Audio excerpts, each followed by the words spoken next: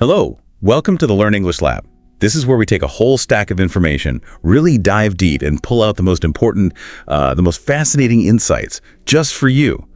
Today, we're diving into something, well, almost everyone feels sometimes. That slump, that lack of get up and go, when finding the energy just to start feels impossible. So for our 1-hour C1 English listening session, our first topic is a really comprehensive look at why you feel unmotivated.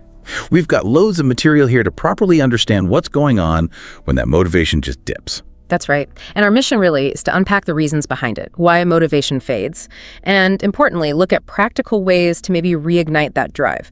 Because what's really interesting is that it's much more complicated than just not having enough willpower. There are so many layers: brain chemistry, our environment, all sorts. Absolutely. So in this deep dive, we're going to look at the science behind it all, get into the psychology, pinpoint some of those common roadblocks we all face, and crucially, give you some strategies to actually navigate them. Okay, so let's unpack this. What is motivation, really, fundamentally? It sounds like just wanting something, but I get the feeling it's more involved. Oh, it certainly is. Basically, motivation is the psychological process, right? The thing that initiates, guides, and then sustains your effort towards a particular goal. Think of it like your internal engine. And it's driven by different things. We usually talk about two main types. Intrinsic motivation, that's doing something just because you enjoy it, like a hobby you love, pure satisfaction. And then there's extrinsic motivation that's driven by external factors, rewards like getting paid or, avoiding some kind of punishment. Okay, right. And here's where I find it gets really interesting.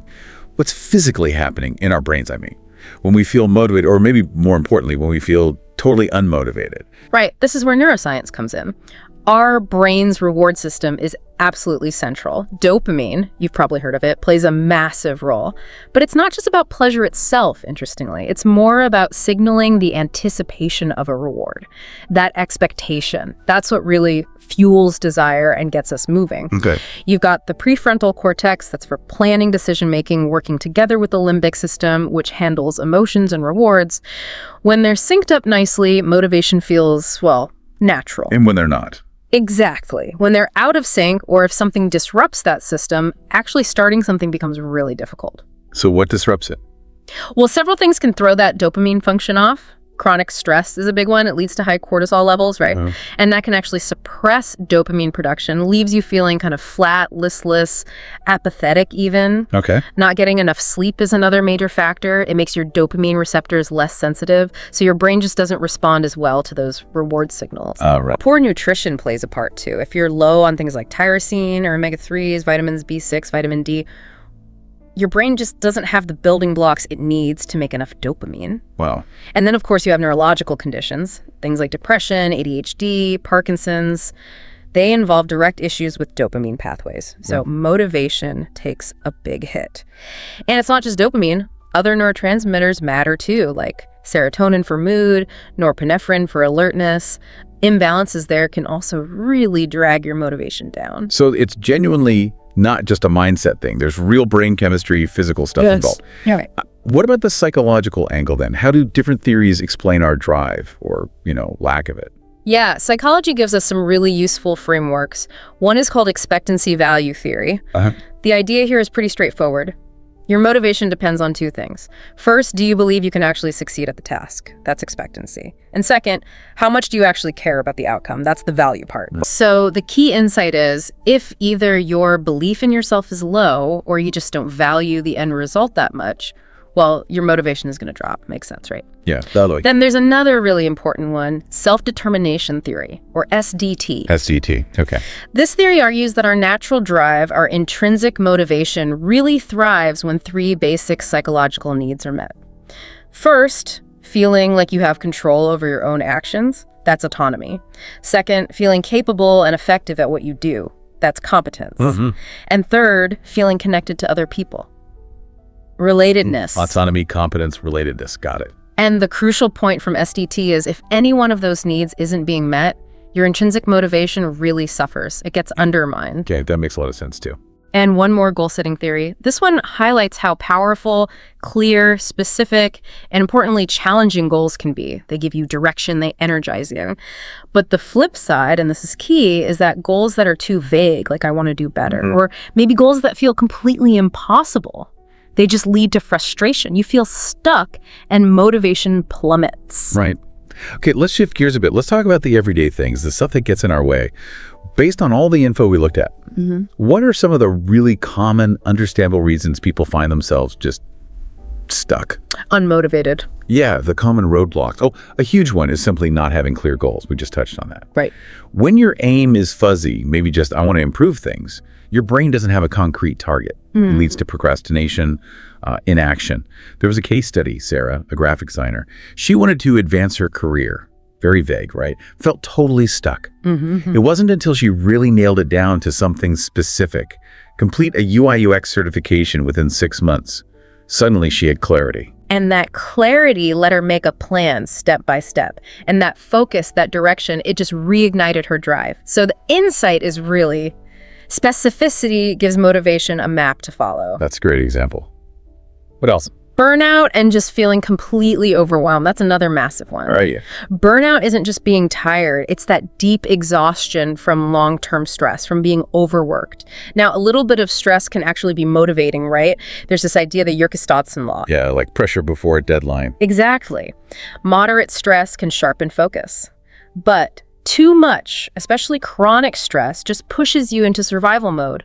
All you want to do is rest. Forget proactive tasks. Think about a software developer. Maybe they love coding.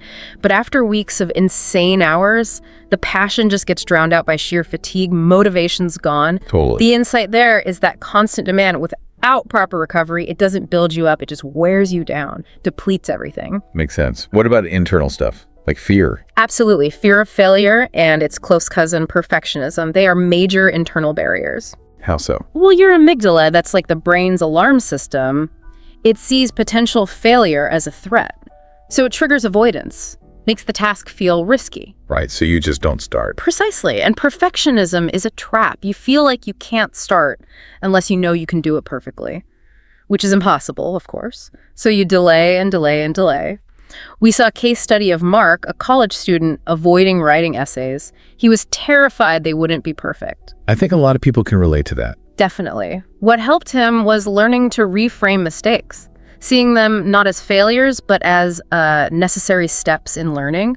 That shift helped him break the paralysis and actually start writing. So the insight is that aiming for perfect actually stops you from making any progress at all. Exactly. Good enough is often much better than perfect, but never started. What else gets in the way? Lack of autonomy. We mentioned it with self-determination theory, but it's worth stressing. Feeling controlled is a powerful demotivator. Like being micromanaged. Exactly. Or stuck in rigid schedules, inflexible systems. When you lose that sense of personal choice, that agency, tasks start feeling like burdens, not opportunities. Think about employees who get some say in their projects versus those under constant, strict supervision. The difference in motivation is usually huge. Feeling controlled just kills your internal investment, you know. Yeah, absolutely. What about our surroundings? Does that play a role? Surprisingly big role, actually. Environmental distractions, things like a cluttered desk, constant pings from your phone or computer, background noise. All that stuff fragments your attention, makes sustained focus really hard. And even too much screen time, especially passive scrolling on social media, can kind of overstimulate and fatigue your brain, reducing your capacity for deep work. There was an example of a writer who just couldn't concentrate in a noisy cafe, moved to a quiet library, turned off notifications, boom.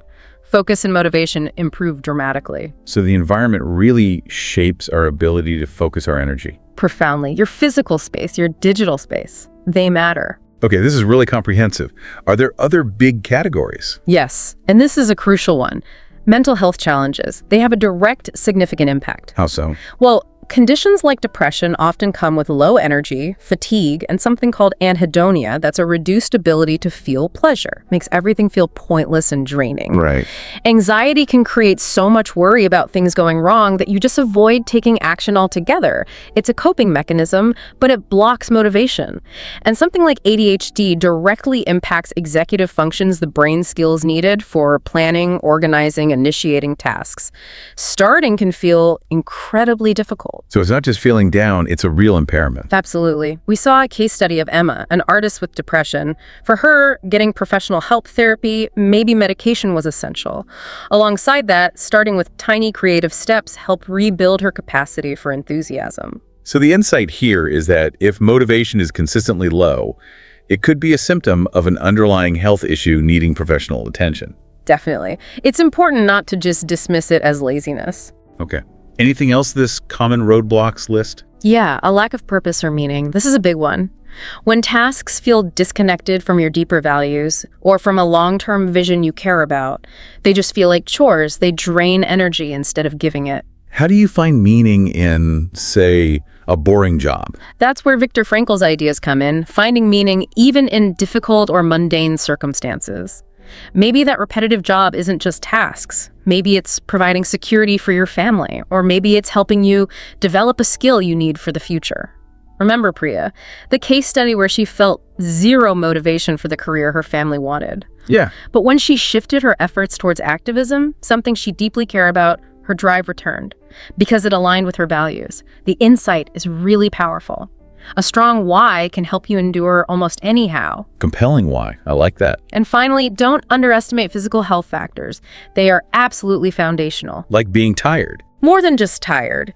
Underlying conditions like hypothyroidism, chronic fatigue syndrome, even nutritional deficiencies, low B12, iron, vitamin D can directly cause fatigue and low motivation. Right. Things you might not even realize are affecting you. Exactly. And even just a sedentary lifestyle or a poor diet lacking essential nutrients. It reduces your overall vitality, makes it physically harder to muster the energy motivation requires. There was that example of the office worker with persistent low energy. Turned out they had a vitamin D deficiency. Simple fix, big impact on motivation. So the body really impacts the brain's drive. Directly. You can't separate them. Your physical state is the foundation for your mental drive. Wow. Okay, so it really sounds like there are layers here. We've got the external stuff we can often see, but then these deeper internal things, how we think, how we feel about ourselves. Yeah, absolutely. And those deeper psychological barriers, they're critical. Let's talk about self-efficacy. Self-efficacy, that's like self-confidence. Sort of, but more specific. It's your belief in your own ability to succeed at a particular task. Not just general confidence, but confidence for this. Okay. Low self-efficacy often comes from past experiences, maybe perceived failures or negative feedback you receive. And how do you build it up? It's often built through small wins. Acknowledging and maybe even celebrating those small successes. Giving yourself positive reinforcement. Watching other people succeed at similar tasks can help too. Here's a simple exercise you can try right now. Just take a minute, grab a piece of paper, and write down a few things you've achieved in the past. Doesn't matter how small they seem. Okay. Then reflect on the skills you use, the effort you put in. It helps reinforce that sense of competence you already have. The core insight. Believing you can is often the very first step to actually starting. Believing you can. Got it. What else is going on internally? Well, then there are cognitive distortions. These are basically irrational, unhelpful patterns of thinking that can seriously sabotage your motivation. Like negative self-talk. Exactly, but specific patterns. For example, all or nothing thinking. If I can't do this perfectly, I won't bother trying at all. The perfectionism link again? Yes. Yeah. Or catastrophizing. If this project fails, it'll be a total disaster. My career will be over. Taking one potential negative and blowing it way out of proportion. Right. Or overgeneralization. I struggled with that presentation, so I'm just terrible at public speaking. Taking one instance and making it a universal truth about yourself. Right. So how do you deal with those? Techniques from cognitive behavioral therapy, CBT, are really helpful here, challenging those thoughts directly. Asking yourself things like, okay, what's the actual evidence for this thought? Or is there a more balanced, more realistic way to look at this situation? So questioning the distortion. Exactly. The insight is that your internal chatter, that internal dialogue, massively shapes your willingness to even try. Makes sense.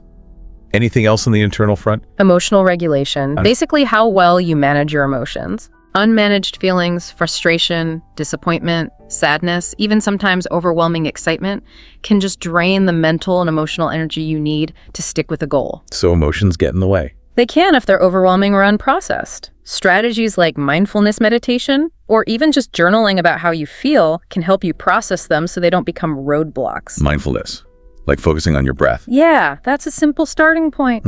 Try this. Set a timer for just 5 minutes. Sit quietly. Focus on the sensation of your breath going in and out. If thoughts or feelings come up, just notice them gently without judging and bring your focus back to the breath. Okay. Doing that regularly can help create a bit of space between you and your emotions, reduce that feeling of being overwhelmed. The insight, learning to navigate your emotional landscape, frees up energy you can then use for purposeful action. Right, so we've covered internal factors, but we don't live in bubbles, do we? Other people, the world around us, Yeah. that must play a part too. Oh, absolutely. External forces are huge. Social comparison is a big one, especially now with social media. Ah, yes. The Instagram effect. Exactly. Constantly seeing these carefully curated highlight reels of other people's successes, it can make you feel totally inadequate, like you're falling behind. And that can crush your motivation to work on your own path. Yeah, I can see that. The freelancer endlessly scrolling Instagram, comparing their messy reality to someone else's polished online image. Classic example. So what's the fix? Just get off social media. That can help, or at least limiting exposure, but also consciously shifting your focus back to your own progress, your own journey, rather than constantly comparing outwards. The insight is that those external comparisons, especially the idealized ones, they distort your perspective and just sap your energy. Okay, what about broader culture? Cultural expectations definitely shape what we feel we should be motivated by. Different cultures value different things, right? Collectivist versus individualistic goals, for instance. Now, external expectations can provide some structure, sure, but feeling pressured to chase goals that just don't resonate with your personal values, that can be deeply demotivating in the long run. Remember Priya again, disengaged from the career her family wanted, but totally driven when pursuing activism that she valued. Right, the alignment matters. Hugely. The insight is that motivation that comes from internal alignment with your values is just much more sustainable than motivation based purely on trying to meet external demands or expectations. Makes sense. And what about support? Or lack of it? Crucial. A lack of support from friends, family, mentors, whoever can make pursuing goals feel incredibly isolating and just much, much harder. Yeah, going it alone is tough. It really is. Support networks offer accountability, they give encouragement, they provide validation, especially when you hit setbacks. So having people in your corner helps. Immensely. Joining a community that shares your goals could be a writing group, a fitness class, a professional network that provides essential emotional and practical support. The insight is simple. Motivation often thrives in connection, not in isolation. Okay, wow. We've covered a lot of ground. Science, the psychology, all these different roadblocks, internal and external. Yeah. So the million-dollar question, what can you actually do about it when you're feeling stuck? What are the actionable steps? Right. This is the crucial part, shifting the strategies. And we can link many of these back to the problems we've identified. First off, circle back to goals. Make them SMART. Specific, measurable, achievable, relevant, and time-bound. We mentioned that earlier, the clarity. Exactly. Instead of get fit, make it concrete. Jog for 20 minutes 3 times this week, starting tomorrow. It gives you a clear target, makes the path obvious. Okay. Here's an exercise. Think of one thing you're avoiding right now. Write it down as a SMART goal. Then, and this is key, break it down into the very first, tiniest steps you need to take. Just the first 1 or 2. Making it less daunting. Precisely. Which leads to the next strategy. Break big tasks into smaller steps. Always. Why does that help so much?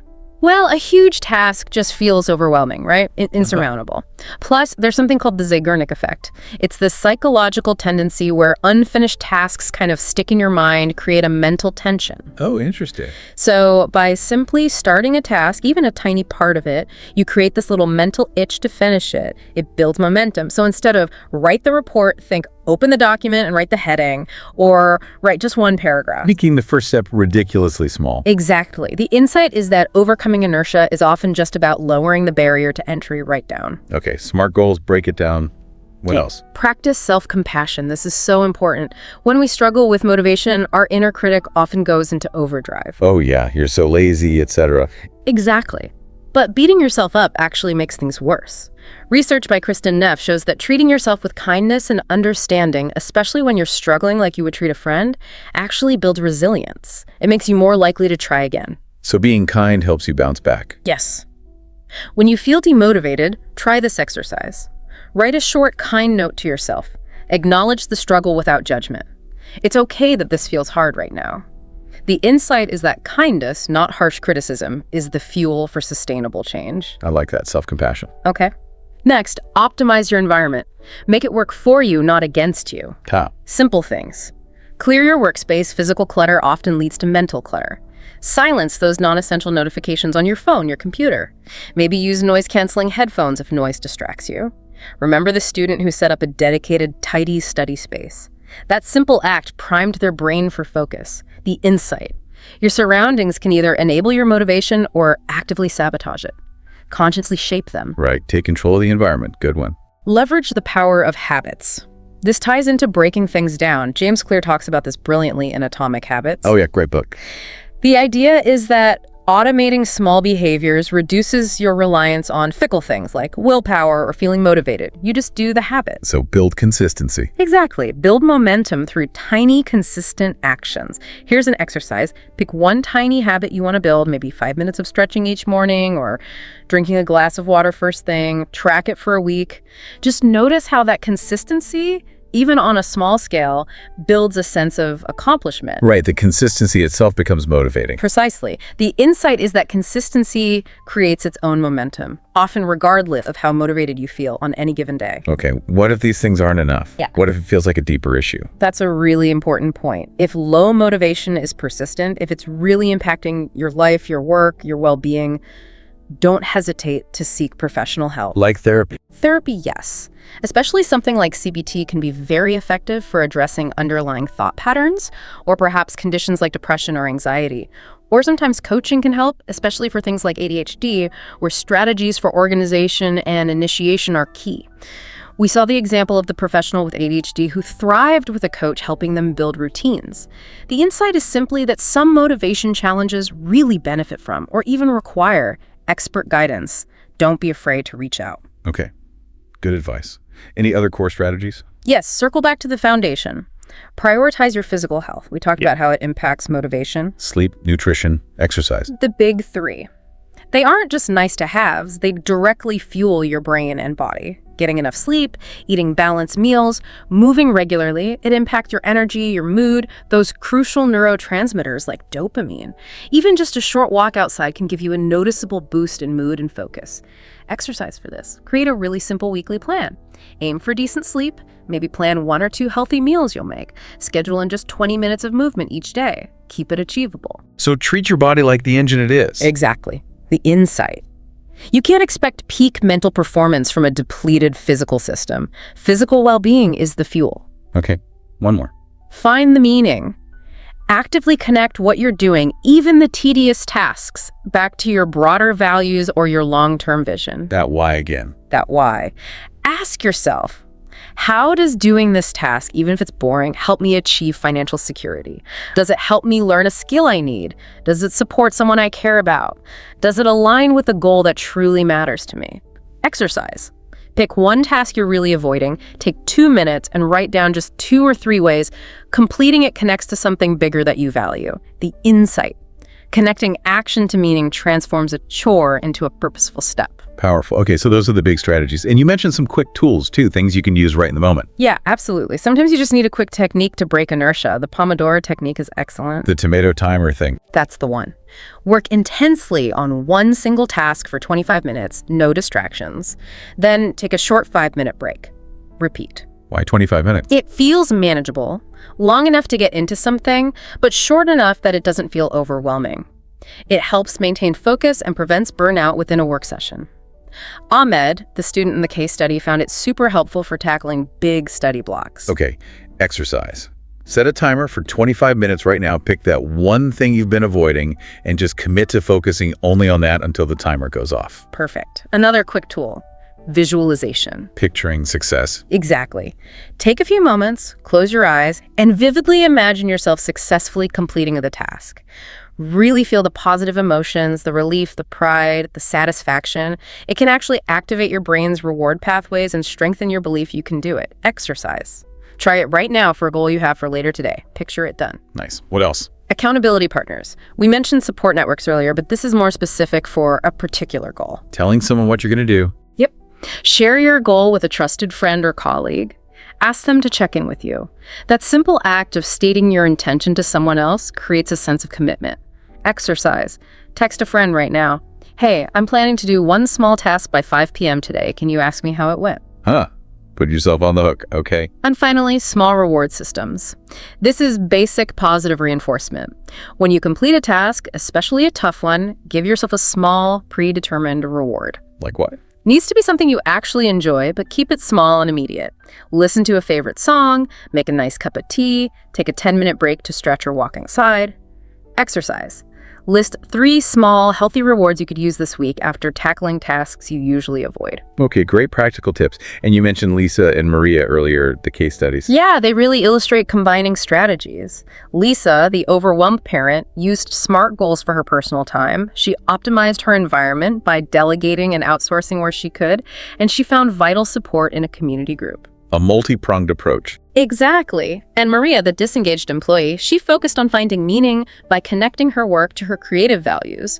Plus, she used physical health strategies like regular exercise and mental tools like mindfulness to boost her overall energy and focus. So it's often a mix of things that works best. Usually, yes. Addressing it from different angles. Okay, so we've got tools for getting started right now. Yeah. But what about the long game? How do we keep that motivation going over time, avoid falling back into the slump? Great question. Sustaining motivation is really about cultivating certain mindsets and long-term practices. A huge one is developing a growth mindset. Carol Dweck's work, right? Believing you can improve. Exactly. It's the core belief that your abilities aren't fixed, but can be developed through dedication, effort, learning. The insight here is profound. With a growth mindset, you see challenges not as threats or signs you're not good enough, but as opportunities to learn and get better. That makes you much more resilient when you hit setbacks or motivation dips. So setbacks don't derail you as easily? Right. Exercise. Next time you face a setback, consciously ask yourself, okay, what can I learn from this? Instead of just focusing on the failure. Good reframe. What else for the long term? Regular reflection and adjustment. Motivation isn't static, it naturally ebbs and flows. So taking time regularly, maybe just 10 minutes once a week to reflect is key. Reflect on what? What's working well for you, what isn't? What triggered any dips in motivation this week? What could you try differently next week? Maybe keep a simple journal. This allows you to understand your own patterns and adjust your strategies proactively. Exercise. Schedule 10 minutes in your calendar for the end of this week just for this kind of reflection. Being intentional about checking in with yourself. Yes. And finally, continue to build and nurture that support network we talked about. Surround yourself with positive, encouraging, inspiring people. The rising tide lifts all boats. Something like that. The entrepreneur who joined a startup incubator didn't just get resources. They got mentors, peers, shared energy, accountability. That collective momentum can really help carry you through your own low points. The insight, community, sustains motivation. That makes sense. It's like building an ecosystem for your motivation. That's a great way to put it. And just briefly touching on some expert perspectives that really echo these themes, Dr. Angela Duckworth, who wrote Grit, emphasizes passion and perseverance, aligning what you do with genuine long-term interests and just sticking with it. Right, Grit. And Dr. Andrew Huberman, the neuroscientist, often talks about dopamine not just driving pleasure, but that crucial anticipation of reward, reinforcing why those small, consistent actions are so powerful for building habits and momentum. It's wiring your brain for drive. Okay. So let's try and pull all of this together. For someone listening right now who feels stuck, unmotivated, what's the main takeaway, the core message? I think the absolute core message is this. Feeling unmotivated is almost never just about being lazy. It's complex.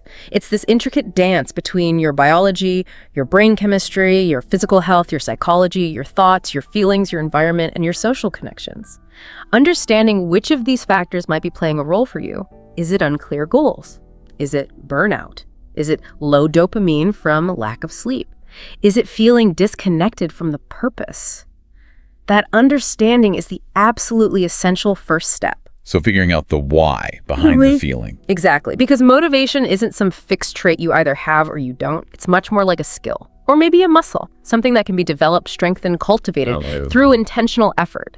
By applying the kinds of understanding and strategies we've talked about today, and really importantly, by having the courage to seek support when you need it, it's not a solo journey. Right.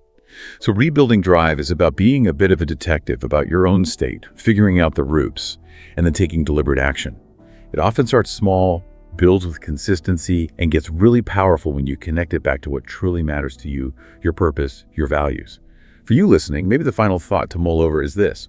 Perhaps try viewing motivation not as some destination you have to arrive at, but more like an ongoing process, a journey of learning about yourself.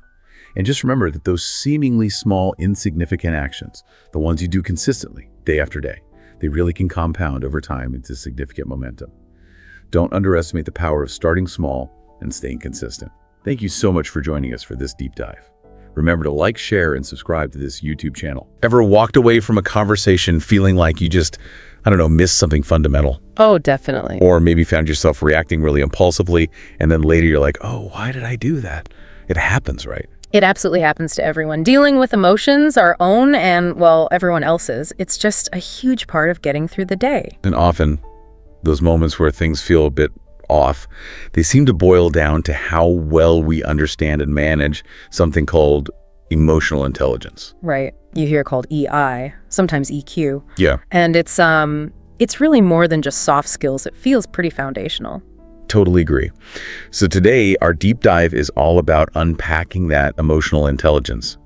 What is it, really? Why does it keep popping up as like a critical factor for success and well-being in so many different areas? And maybe the most important part for you listening, how can you actually get better at it? Exactly. How can you develop it?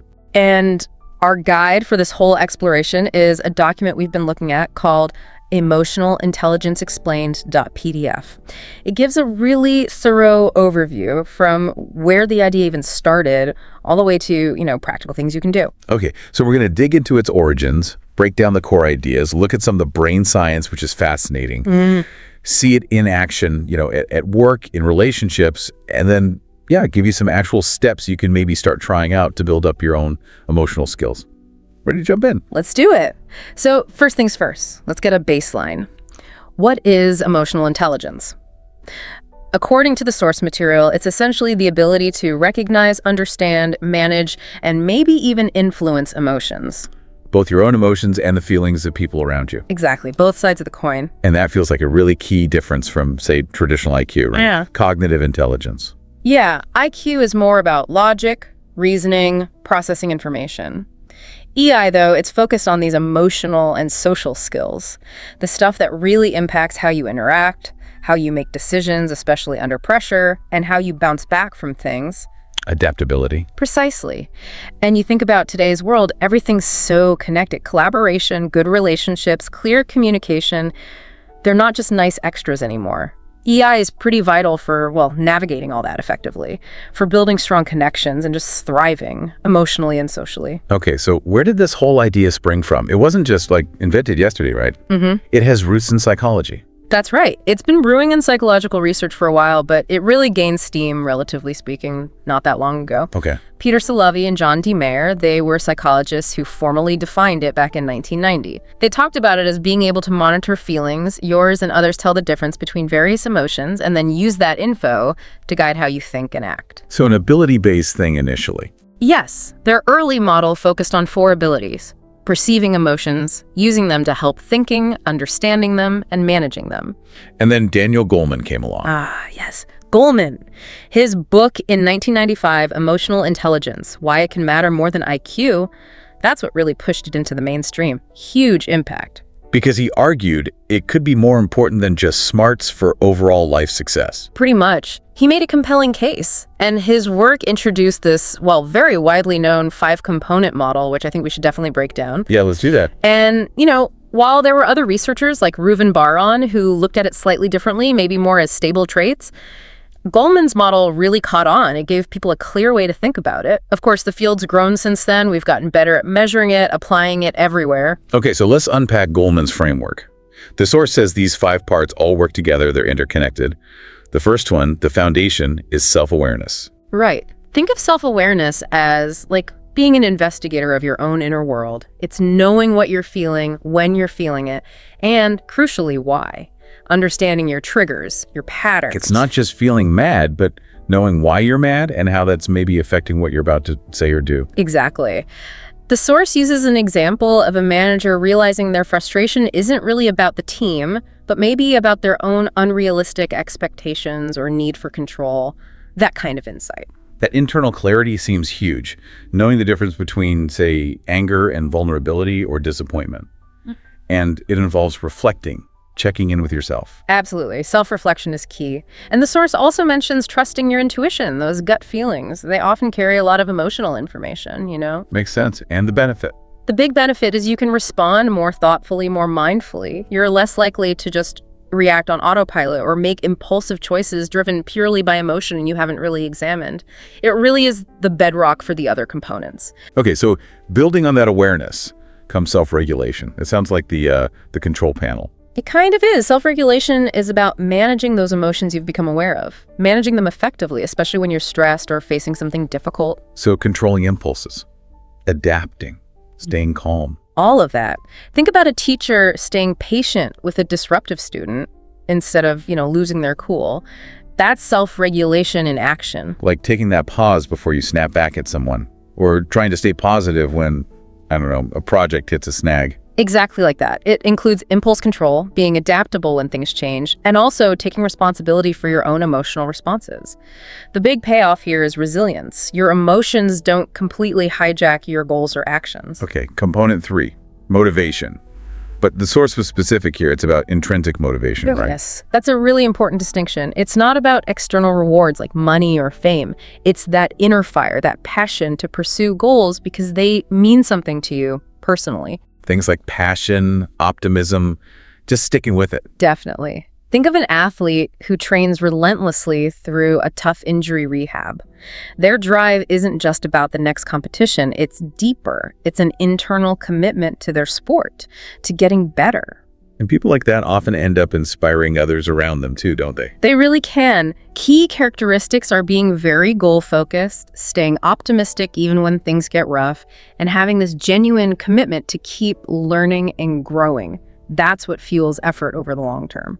Okay, 4th is empathy. We hear this word a lot, but the source seemed to add some layers. Yeah, empathy is about understanding and, importantly, sharing the feelings of others. It's so fundamental for connecting with people and communicating well. It's more than just sympathy, which is feeling sorry for someone. Right. Empathy is really trying to step into their shoes to feel with them. A good example is maybe a nurse who really listens and validates a patient's anxiety, not just dismisses it. And the source mentioned different types. It did. There's cognitive empathy, that's understanding their perspective intellectually. Then emotional empathy, actually feeling a resonance with what they're feeling, and compassionate empathy, which is understanding, feeling with them, and being moved to actually help or take action. Wow. That's vital for so many things. Teamwork, sorting out conflicts, leadership. Absolutely critical for all of those. Which brings us nicely to the 5th component, social skills. This feels like where everything else comes together in how we interact with people. It really is. Social skills are about building and maintaining relationships, communicating effectively, both speaking and listening, and influencing others in a positive way. It's essentially applying your self-awareness, your self-regulation, your motivation, and your empathy out in the world, in your interactions. Like someone who's good at, smoothing over team disagreements and getting everyone working together again. Perfect example.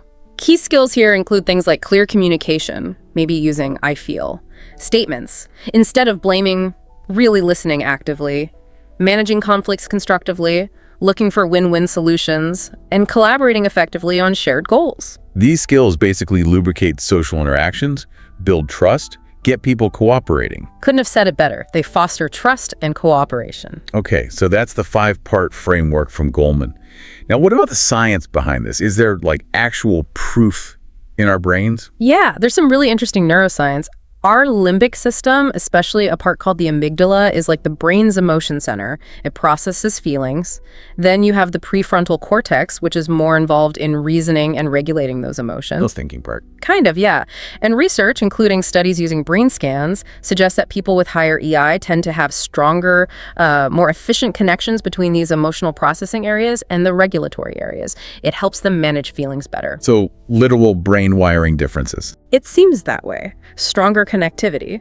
And this brain science lines up really well with findings from psychology.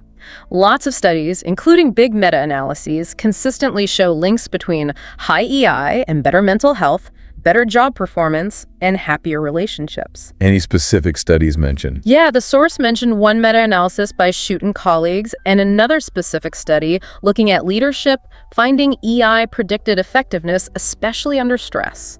It really shows EI has a tangible impact. Okay, so let's talk about that real-world impact. Where do we really see EI making a difference? Well, the workplace is a huge one. EI can totally transform how teams work together. Leaders with strong EI, they're better at inspiring people, managing conflicts productively, and creating work environments where people feel included and supported. Like a manager who actually listens when an employee talks about struggling with work-life balance and then tries to find flexible solutions instead of just saying, deal with it. That builds huge loyalty. Absolutely. And companies are catching on. The source mentions Google integrating EI into leadership training. It helps leaders make better decisions, motivate teams effectively, it smooths out team dynamics, fewer misunderstandings, and customer service. Big improvements when staff can connect emotionally with customers. There was a case study about that too, right, in the source? There was. A Fortune 500 company that did EI training saw team productivity jump by 15% and employee turnover drop by 10%. Real, measurable business benefits. Okay, outside of work, personal relationships must be another big area. Hugely important. In our personal lives, EI strengthens connections. It leads to better communication, deeper emotional intimacy. Couples with higher EI, they tend to navigate disagreements better. How so? Well, instead of just escalating a fight, they might be better at saying, okay, I feel frustrated when X happens, and also trying to genuinely understand it sounds like you're really stressed about Y without getting defensive. And there's data on that. A study mentioned in the source from the Journal of Family Psychology found couples with higher EI reported about 20% higher relationship satisfaction. Empathy, good emotional communication, clearly key for strong partnerships. What about education? How does EI fit in there? It's becoming massive in education. It benefits teachers, helping them create supportive classrooms and students. For students, developing EI helps them manage stress, work better with others, handle challenges. That's the whole idea behind social emotional learning, or SEL, programs in schools. And do those SEL programs actually work? The evidence is strong. A major meta-analysis found SEL programs boosted students' academic performance by an average of 11 percentile points. And a case study in the source mentioned a Chicago school cutting disciplinary issues by 30% after bringing in SEL. So yeah, real impact on learning and behavior. Okay, last area here, mental health. How does EI connect? EI acts like a buffer, really. It boosts emotional resilience. It helps people manage stress, anxiety, even depressive symptoms more effectively. If you have higher EI, you're often better at recognizing your emotional triggers, understanding what's going on underneath, and you're more likely to actually seek help when you need it. And therapists use these ideas. Many therapeutic approaches implicitly or explicitly work on building EI skills, increasing emotional awareness, teaching coping strategies. The source cited a study where EI training significantly reduced anxiety symptoms by about 25% in people with generalized anxiety disorder. It really supports overall well-being. Okay, so we've seen the framework, the science, the benefits everywhere. The big question then is, can you actually learn this stuff? Or are you just born with a certain amount of EI? That is the crucial question, and the answer is really positive. EI is definitely a set of skills, and like any skill, it can be learned, developed, and strengthened with practice. It's not fixed. That's great news. So how do you do it? The source had strategies. Yes, evidence-based strategies and even some practical exercises you can try. Let's start with improving self-awareness. How do you get better at knowing yourself? Well, one really effective tool is journaling. Just take maybe 10 minutes at the end of the day. Write down what emotions you felt, what might have triggered them, any patterns you notice. It brings things to the surface. Okay. Mindfulness is another big one. Even just 5 minutes of guided meditation, focusing on your breath or body sensations, it helps you tune in to your present emotional state. And third, don't be afraid to ask for feedback. Ask a trusted friend or colleague, hey, how did I seem in that meeting when things got tense? Get an outside perspective. Right. Okay. What about self-regulation? Getting a handle on those emotions once you're aware of them. A really simple in-the-moment trick is just pausing. Feel that anger or frustration bubbling up. Count to 10 before you speak or act. Give your thinking brain a chance to catch up. The classic count to 10. It works. Also, actively using stress management techniques helps. Regular exercise, deep breathing exercises, the source suggests trying 10 minutes of progressive muscle relaxation, and actively work on reframing challenges. When something goes wrong, consciously try to find, say, 3 ways this setback could actually lead to growth or a different, maybe better path. Shifting perspective. Yeah. Okay. How do you boost that intrinsic motivation? Setting really clear goals that actually matter to you is huge. A vision board can be a fun way to visualize what you're working towards. Also, make sure to celebrate your wins, even small ones. Keep a success journal, jot down things you accomplished each day. It builds momentum. And visualization. Yeah, spending maybe 5 minutes daily just visualizing yourself successfully reaching those goals can really reinforce that internal drive. Makes sense. Cultivating empathy, connecting with others. How do we work on that? Active listening is fundamental. Really focus on the speaker, not just waiting for your turn to talk. Try paraphrasing back what you heard. So it sounds like you're feeling frustrated because it shows you're trying to understand. Good exercise. Another one is perspective taking. If you disagree with someone, try writing out the situation entirely from their point of view. What might they be thinking and feeling? And volunteering or community service, engaging with people different from you, naturally builds empathy by exposing you to different life experiences. Okay, and finally, strengthening social skills. Putting it all together. Practice your communication. Using those I statements, I feel X when Y happens, is much more constructive than blaming. Learn some basic conflict resolution skills. You could even role-play a tricky conversation with a friend, focusing on finding a solution that works for both sides. Like practicing for the real thing. Exactly. And consciously make an effort to build your network. Initiate a short conversation with someone new at an event or meeting. Just practice engaging. It really sounds like consistent effort is the key here. Deliberate practice. Absolutely. It doesn't happen overnight. The source also mentioned some challenges, right? And misconceptions about EI. Yeah, it's good to be aware of those. Some critics say the concept is a bit fuzzy, or that it overlaps too much with personality traits we already know about, like agreeableness or extroversion. Okay. And measuring it is definitely a challenge. You have self-report tests where you rate yourself, but people aren't always the best judge of their own skills. You know, they might be biased. Right. Then you have ability-based tests, which actually measure how well you perform tasks related to EI, like identifying emotions and pictures. Those are generally seen as more objective, but they can be time-consuming. And culture plays a role too. Oh, massively. How emotions are shown, what's considered appropriate, it varies hugely across cultures. Directness versus subtlety, focus on individual feelings versus group harmony. It's complex. So EI training needs to be culturally sensitive. Ideally, yes. The source mentioned research showing that training tailored to specific cultural contexts tends to be more effective. A one-size-fits-all approach might not work everywhere. Good point. And what about misconceptions? A big one is thinking EI just means being nice all the time or overly emotional. It's not that at all. Right. High EI also involves being able to handle difficult emotions, your own and others, having tough conversations when necessary, and managing conflict assertively but respectfully. It's about effectiveness, not just pleasantness. Okay, let's circle back quickly to some of those specific areas, maybe with a slightly deeper look. Leadership, for instance. Yeah, the numbers are pretty striking. The source cited a Harvard Business Review piece suggesting something like 90% of top leaders score high in EI.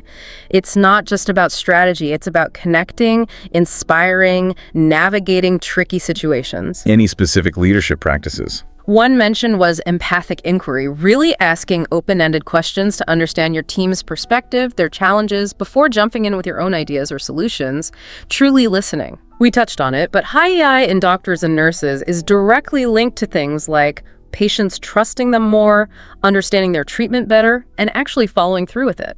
Better outcomes. A study showed a hospital's EI training boosted patient satisfaction scores significantly. Education and parenting again. For parents, high EI helps them model emotional regulation, create that secure base for kids. Research suggests kids of high EI parents tend to have fewer behavioral problems. A specific technique mentioned is emotion coaching, helping kids name their feelings. You seem really angry right now, and talking about healthy ways to cope.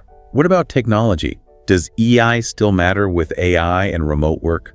Absolutely critical, maybe even more so. You lose so many nonverbal cues online. So being able to read the tone of an email, navigate video calls effectively, express yourself clearly and empathetically in writing, that's digital empathy. And it's crucial. AI can't replicate genuine human connection. The source mentioned reflecting on cultural influence here too. Yes, a specific exercise. Thinking about how your own cultural background shapes how you express and interpret emotions, and then consciously thinking about how to adapt when interacting with people from different backgrounds, it's about bridging those potential gaps. Good reminder. And just quickly on measurement again, the main types. Right, you've got the ability tests, like the MSCEIT, that actually test your skills. Then self-report questionnaires, like the EQI, asking about your perceptions. And 360-degree feedback, getting input from people around you at work. Ability tests are generally considered more objective, but each has its place. So looking forward, where is EI headed? Is it still relevant? Seems more relevant than ever. Think about hybrid work. Understanding colleagues across distance needs strong EI. SEL in schools is preparing future generations. Companies are investing heavily. The source mentions 70% of Fortune 100s include EI in leadership development now. And tech might help? Maybe some AI coaching tools could offer support, but the source emphasizes that real empathy, real connection, that's human. Research continues, especially on EI's role in resilience and mental health. Okay, and for listeners wanting to dig deeper, the source listed some resources. It did. Classic books like Goldman's Emotional Intelligence or the Emotional Intelligence Quickbook by Bradbury. Apps like Headspace for mindfulness or MoodFit for tracking emotions were mentioned. And online courses like on Coursera or based on Yale's SEL work. And a final practical takeaway was creating an EI development plan. Yeah, I like that. Pick just 1 or 2 strategies for each of those 5 components, self-awareness, self-regulation, etc., and really commit to practicing them. Maybe track your progress weekly for a month. That focus effort is how you build the skill. Right. So wrapping this up, it feels clear that emotional intelligence is, well, much more than a buzzword. It's this really powerful and, importantly, learnable set of skills. Definitely. Built on that foundation of self-awareness, managing yourself, finding your drive, understanding others through empathy, and then connecting through social skills. And cultivating these skills really pays off, doesn't it? In your personal life, at work, just overall well-being. No question. And becoming more aware of how emotional expression can vary culturally or individually, just makes it an even stronger tool for connecting effectively. So maybe a final thought for everyone listening, especially thinking about how much we communicate digitally now and how diverse our interactions are. How can you consciously use what you've learned about EI, remembering those cultural nuances, to build truly empathetic, collaborative connections, whether you're face-to-face or screen-to-screen? That's a great question to reflect on as you start putting some of these ideas into practice. Absolutely. Well, we really hope this deep dive gave you a clearer picture of emotional intelligence and maybe sparked some ideas for your own development.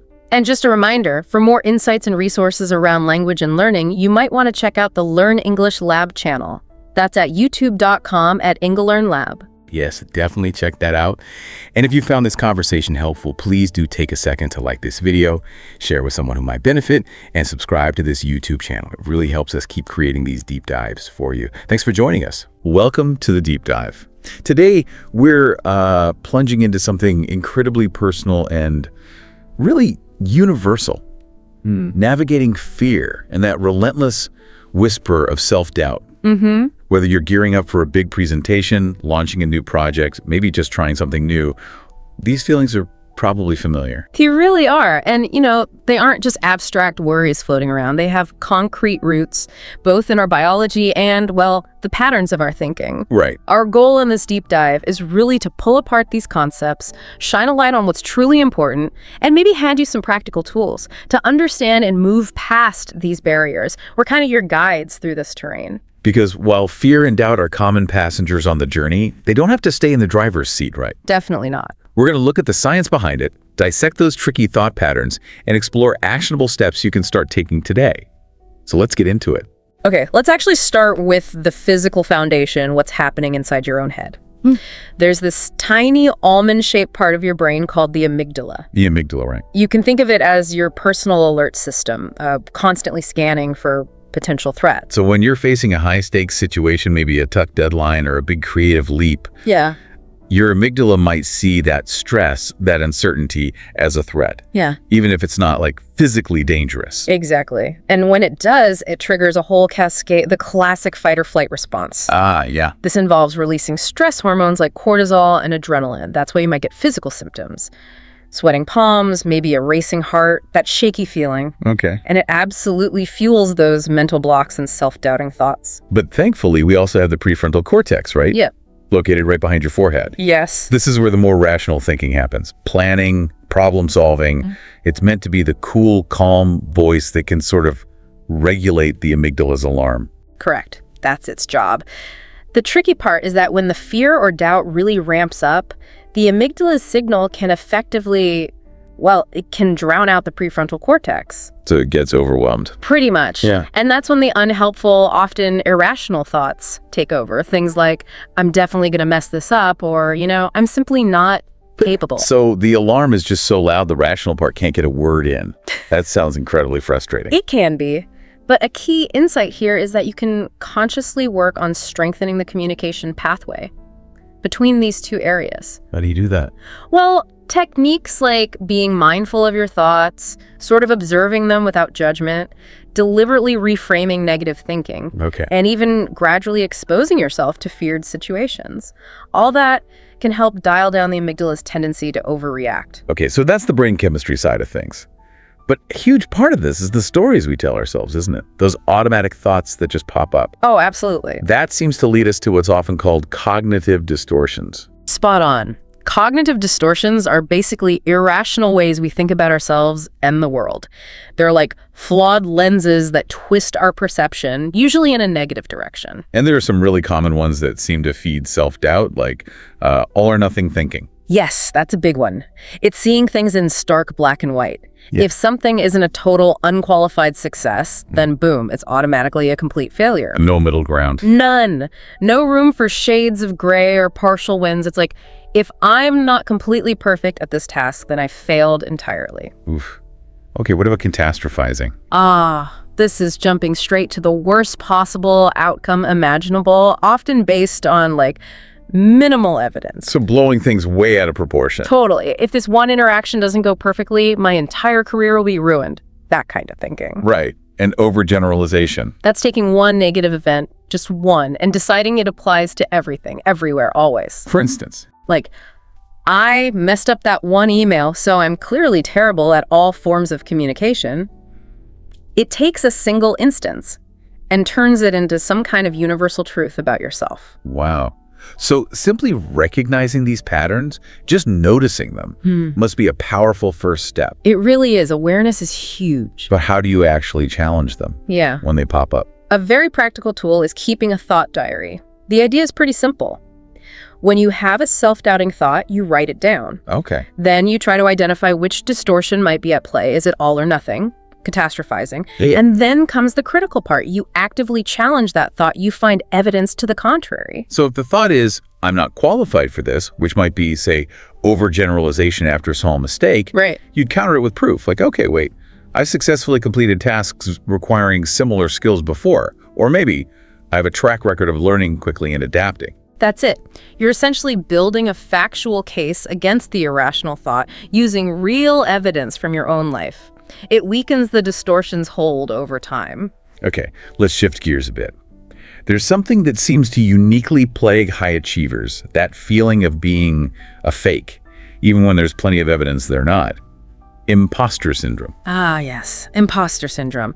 It's a specific form of self-doubt where you feel like a fraud and you're constantly worried you're going to be found out. Even with significant accomplishments under your belt. Especially them sometimes. It was first described by psychologists Pauline Clance and Suzanne Imes back in the late 70s. And it's surprisingly common, isn't it? Affecting people in all sorts of fields. Professionals, artists, academics, students. People who, from the outside, look incredibly competent. Absolutely. Some key signs include attributing your successes to external factors, luck, timing, maybe manipulating others rather than your own effort or actual skill. There's that persistent fear of exposure, and there's often a tendency to downplay or minimize your achievement. That sounds incredibly stressful to live with. How do people push back against that feeling? Well, there are several ways. One is to consciously acknowledge your accomplishments, like actually keep a running list of what you've achieved, big or small. Wins list. Sort of, yeah. Yeah. Reviewing it regularly serves as tangible proof against that fake narrative. I imagine just knowing others feel this way helps too. Normalizing it. Oh, normalizing the feeling is huge. Realizing that many successful people struggle with this can be a massive relief. Talking about it with a trusted friend, a mentor, maybe even a therapist can provide needed perspective and reduce that feeling of isolation. That makes sense. And critically, it's about actively reframing your success internally. When that thought pops up, oh, that was just luck, deliberately counter it. Tell yourself, no, I worked hard, I prepared, and I earned this. It's a conscious effort to claim ownership. Okay, so we've looked at the brain, those sneaky thought patterns, and this specific challenge of imposter syndrome. Now, let's talk about directly engaging with fear and doubt using some powerful strategies. For sure. One technique that has a strong track record is exposure therapy. Exposure therapy. Sounds intense. It can sound that way, but the idea is actually gradual and systematic. You face the situations you fear, step by step, which helps reduce anxiety over time as your brain learns the situation isn't actually dangerous. So if public speaking is a fear, you wouldn't jump straight into giving a huge speech. No, definitely not. You'd build what's called a fear hierarchy.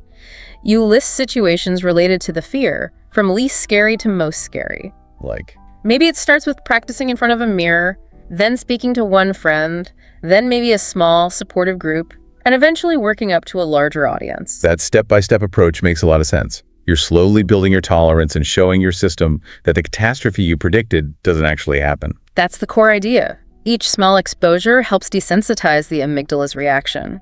It learns. Another strategy mentioned is creating a personal mantra. Yes, this is about having a short, positive, and empowering phrase you can call on when fear or doubt starts to creep in. It acts as an anchor. Like what kind of phrase? Oh, it could be anything that resonates. Something like, I am capable and prepared, or maybe progress, not perfection, or even just, I can handle this challenge. And you repeat this during stressful moments, or keep it visible somehow. Both can work.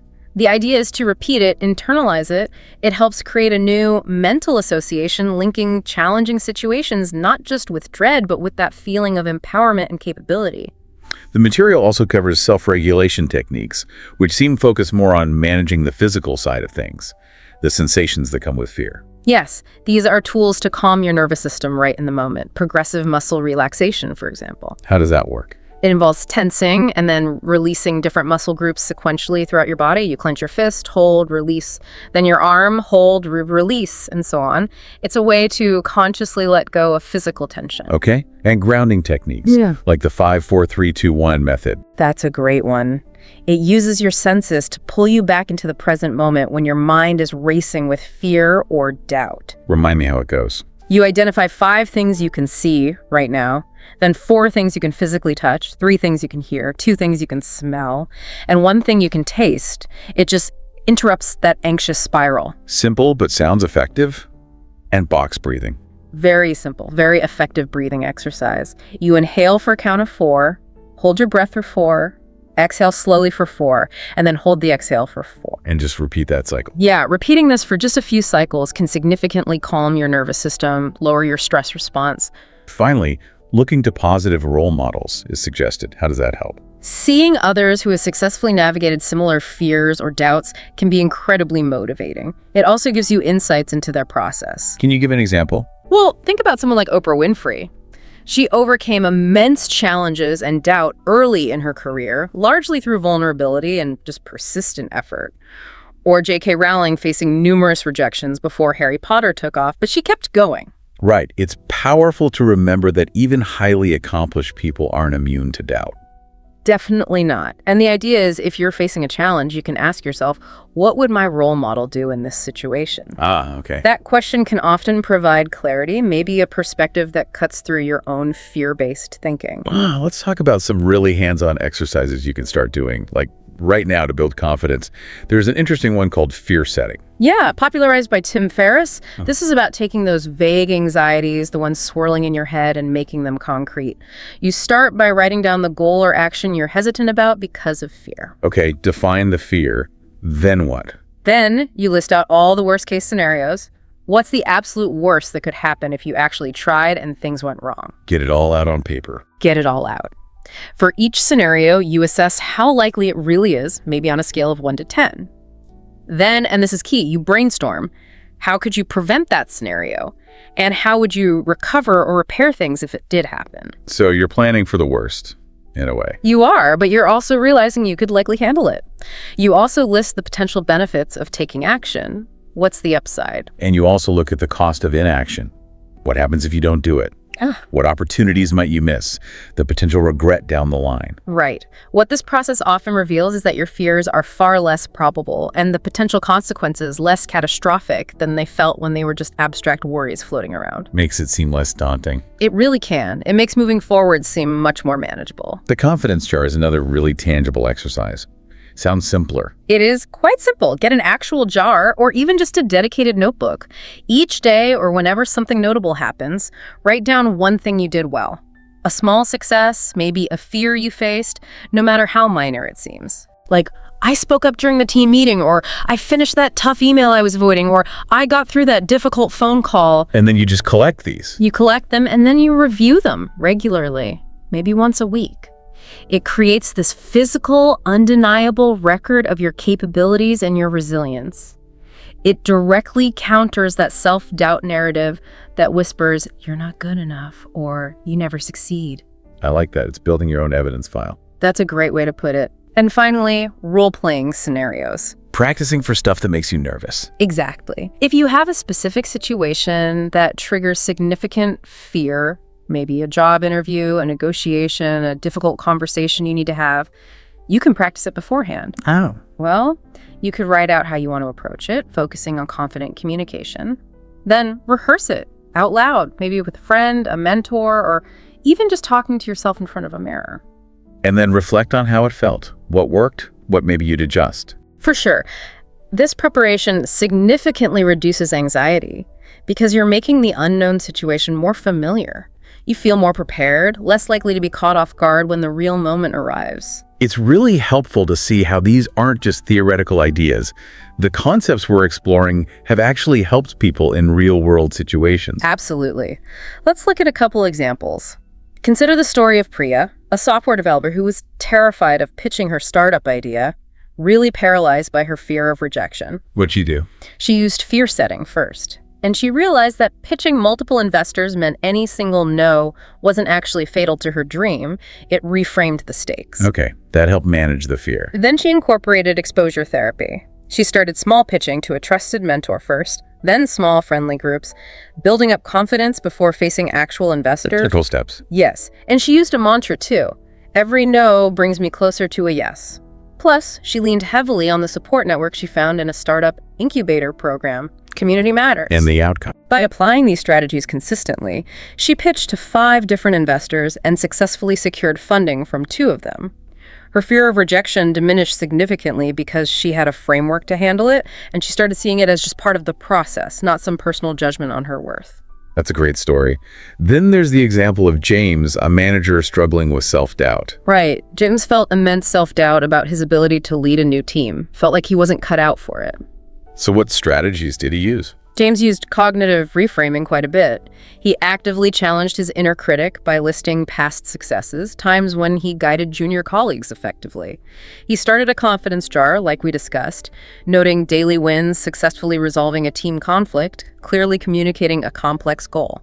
Small things, but they added up. Did he do any role-playing? He did. He practiced difficult conversations, using role-playing, working with a coach, and importantly, he actively sought feedback from his team, which, maybe surprisingly to him, showed him they actually trusted and valued his leadership. So getting that external validation helped counter the internal doubt. It really did, and over about 6 months, his team actually exceeded their goals, and his self-doubt was gradually replaced by genuine confidence.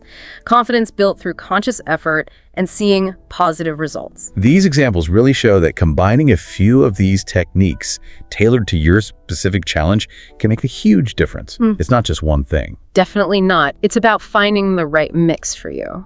So let's pull back a bit. What does this all mean? It seems to mean that fear and doubt are real, they're powerful, but they're also processes we can understand and actively influence. That's a good summary. And it's worth noting, too, that how fear and self-doubt manifest, how they feel and what triggers them, can also be shaped by our cultural context. Societal norms play a role. Can you give an example of that? Sure. For instance, in more collectivist cultures, where group harmony and the community are really highly valued, the fear of disappointing the group or losing face can be a significant driver of self-doubt. So the fear isn't just personal failure, but letting down the group. Right. In those settings, strategies that involve leveraging group support, or emphasizing shared goals and contributions might be particularly powerful. Okay. And conversely? Conversely, in more individualist cultures, the focus tends to be more on personal achievement and avoiding personal failure. So here, techniques emphasizing personal agency, celebrating individual wins, and reframing setbacks as personal learning experiences might be highly effective. That makes sense. What about communication styles? That can play a role too. In cultures where communication is often indirect or very nuanced, high-context cultures, there can sometimes be a fear of misinterpretation, which can fuel doubt. Did I say the right thing? Did they understand me? So what helps there? In that context, practicing clear, direct, assertive communication might be a really targeted strategy to reduce that specific type of doubt. So the takeaway is that understanding your own cultural background, the norms you grew up with, can help you identify which approaches might feel most natural or be most effective for you personally. It adds another layer of self-awareness to the process. Okay, so beyond tackling specific moments of fear or doubt, how do we build resilience for the long haul? How do we cultivate a mindset that handles these feelings better over time? That's a great question. A really foundational practice is gratitude. Consistently focusing on what you have, your strengths, your relationships, your resources, rather than dwelling on perceived inadequacies or what's lacking, helps shift your perspective away from self-doubt. Like a daily practice. Yeah, taking just a moment each day to list, say, 3 things you're genuinely grateful for is a simple but powerful habit.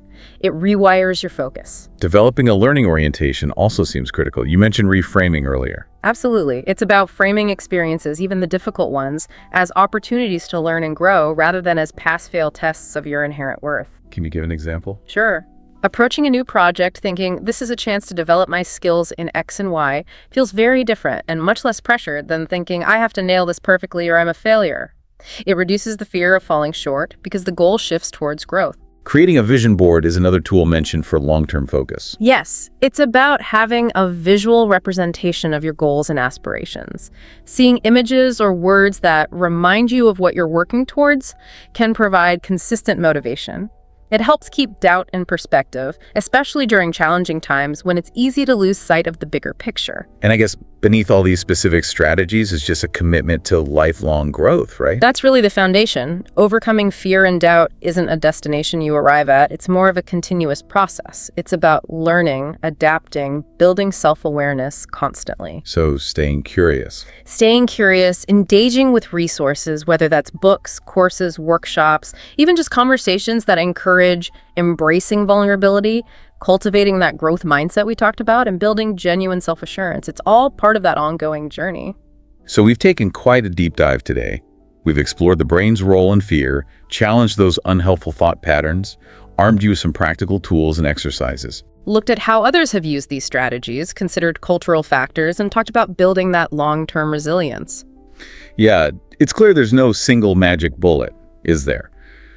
But there is a pretty comprehensive toolkit available. There really is. And it's not about eliminating fear entirely. That's probably not realistic or even desirable sometimes. Fear can be informative. True. It's more about understanding it, managing it, and preventing it from holding you back unnecessarily. And ultimately applying these insights and techniques. It isn't about becoming someone you're not. It feels more like stripping away the layers of fear and doubt to reveal the capable person you already are underneath it all. Well said. Reframing fear, challenging those negative thought patterns, and taking consistent, deliberate action, even small actions. Those are key steps towards unlocking your potential and living a more confident, fulfilling life. So here's maybe a thought for you to consider as we wrap up this deep dive. If fear is often just pointing you towards what matters most to you, what is your fear telling you right now about what you truly value? Or, put another way, what opportunity might just open up if you dared to take one small step? Just one, beyond the edge of your comfort zone today. Maybe choose one strategy or exercise we discussed today. Just one. And think about how you could apply it to a specific fear or doubt you're facing right now. Because taking that first step, however small, is often the most important part. It builds momentum. Absolutely. With persistence and the right tools, you can definitely navigate these challenges. You can. If you found this deep dive helpful, please like, share, and subscribe to this YouTube channel for more explorations like this one.